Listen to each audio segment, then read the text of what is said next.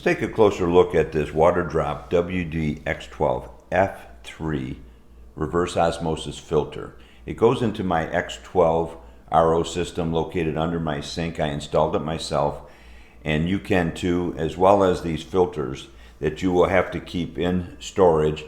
You can possibly wait until the indicators on the equipment shows you, but in case you're traveling or you're out of town, you need to keep some of these in storage.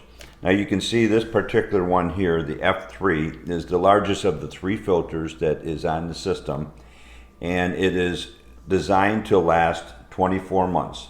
The packaging is very clear. You even have that on there, 24 months. So anyways, you have the F3 filter. The packaging is superior on this. You can see that there's a plastic cap protecting the O-rings, which is a critical feature on this.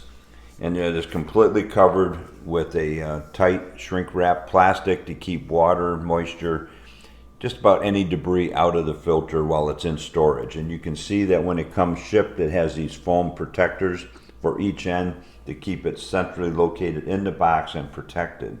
Now, just to have a better understanding of how the filters are used, I am showing you a short video from the actual Waterdrop system I have, my X12, and you can see I've removed the cover, and you can see all three filters, the F1, F2, and F3, all different sizes, very easy to turn. They're quarter turn devices that go in when needed, and you will see the indicators go off, and please follow the instructions because you will have to allow the system to purge when you change the filter. I highly recommend the WD F3 filters from Waterdrop.